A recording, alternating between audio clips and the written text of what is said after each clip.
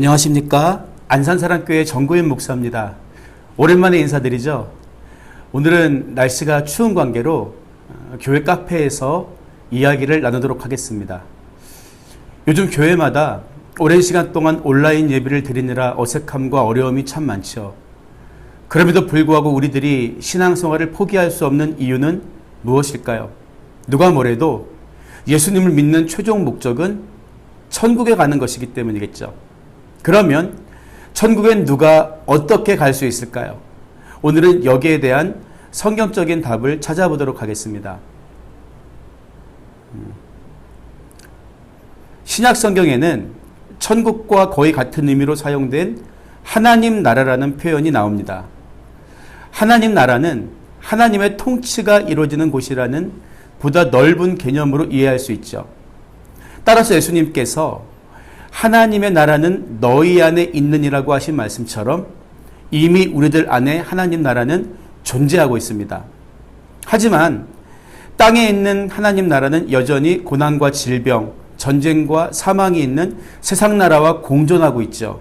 그래서 성경은 예수님이 재림하실 때 완성되는 최종적인 하나님 나라로서 공간적인 천국도 함께 이야기하고 있는 것입니다. 그렇기 때문에 성경이 말하는 천국이란 다른 종교에서 흔히 말하는 것처럼 지상의 삶에 대한 보상으로 주어지는 사후세계와는 다릅니다. 인간이 죄의 문제를 해결받고 하나님과 동행하는 삶을 사는 것부터가 하나님 나라의 출발점이기 때문이죠. 현재 우리 삶의 모습은 미래를 비추는 거울과 같죠. 따라서 성경이 말하는 천국의 의미는 죽어서 갑자기 가게 되는 곳이 아니라 이 땅에서 하나님 나라의 삶을 살면서 완성해가는 최종적이며 영원한 나라를 의미합니다. 하나님 나라의 백성이 되려면 죄를 회개하고 예수님을 믿어야죠. 왜냐하면 성경은 인간이 스스로 죄를 해결할 수 없는 타락한 존재라고 말하기 때문입니다. 물론 우리 눈에는 남들보다 도덕적으로 훌륭해 보이는 사람이 있을 수 있죠. 그런데 비행기를 타고 하늘에서 내려다보면 2층 집이나 30층 빌딩이나 큰 차이가 없습니다. 마찬가지로 완전하신 하나님의 기준으로 바라보면 남들보다 더 악한 인간은 있을 수 있어도 완전히 선한 인간은 없다는 거죠. 더 무거운 죄를 지은 사람일수록 그에 합당한 무거운 심판을 받겠지만 반대로 하나님 나라 백성이 스스로 될 만한 의로운 사람은 하나도 없다는 것입니다. 우리가 예수님을 그리스도라고 부르는 것은 그분만이 우리 죄의 문제를 해결해 주신 구원자이기 때문이죠. 오직 예수님을 믿음으로 죄의 문제를 해결받아야만 하나님의 자녀가 될 뿐만 아니라 하나님 나라 백성으로 살 수 있는 것이죠.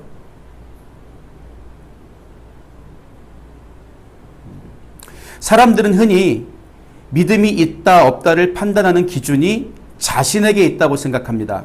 하지만 우리의 믿음을 판단하는 주권은 우리가 아닌 하나님께 있습니다. 그렇다면 우리 믿음이 하나님께서 인정해 주시는 믿음인지 어떻게 알 수 있을까요? 예수님은 제자들을 향해서 너희는 나를 불러 주여 주여 하면서도 어찌하여 내가 말하는 것을 행하지 아니하느냐고 하시면서 책망하신 적이 있습니다.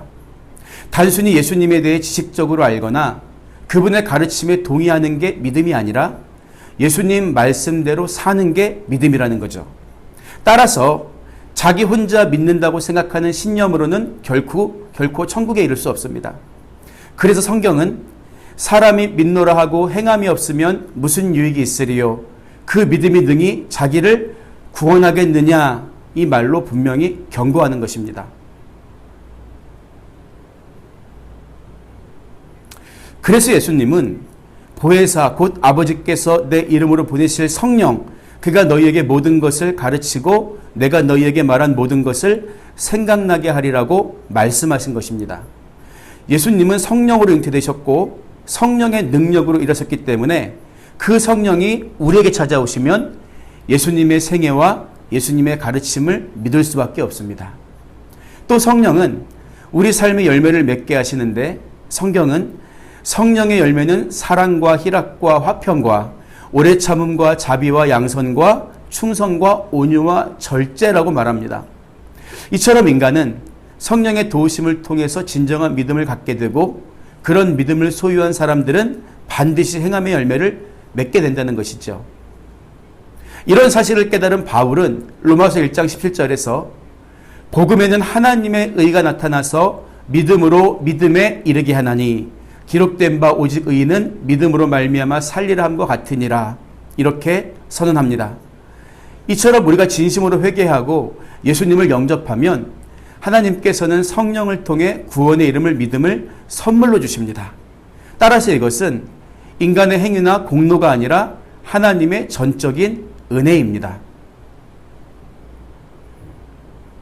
감리교 창시자인 존 웨슬리 목사님이 기도하다 잠이 들었는데 죽어서 천국에 간 꿈을 꿨답니다.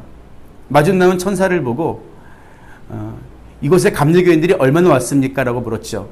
천사는 생명책을 펼쳐보더니 감리교인은 한 명도 없다고 대답합니다. 웨슬리 목사님은 자신의 감리교 운동이 실패했다는 충격에 빠져서 다시 묻죠. 그렇다면 칼빈의 장로교인은 얼마나 있습니까? 천사는 이번에도 장로교인은 없다고 말합니다. 종교개혁마저 실패했다고 생각한 웨슬리 목사님은 힘없는 목소리로 그렇다면 이곳엔 카톨릭 교인들만 있습니까? 라고 묻죠. 천사는 카톨릭 교인도 없다고 대답합니다.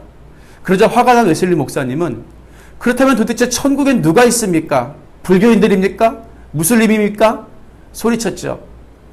천사는 조용히 생명책을 덮으면서 여기는 오직 그리스도인들밖에 없습니다. 라고 이야기했답니다.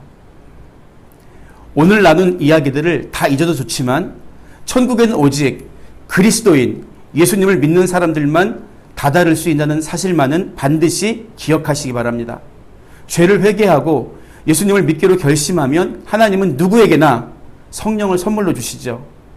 물론 그렇다고 해서 우리가 당장 완전한 사람이 되는 것은 아닙니다. 그러나 우리의 마음과 의도가 하나님 앞에서 순수해지며 점점 예수님을 닮아가는 삶을 살 수 있게 됩니다. 그런 믿음으로 예수님이 다시 오시는 날까지 우리 함께 하나님 나라의 길을 소망 중에 걸어갔으면 좋겠습니다.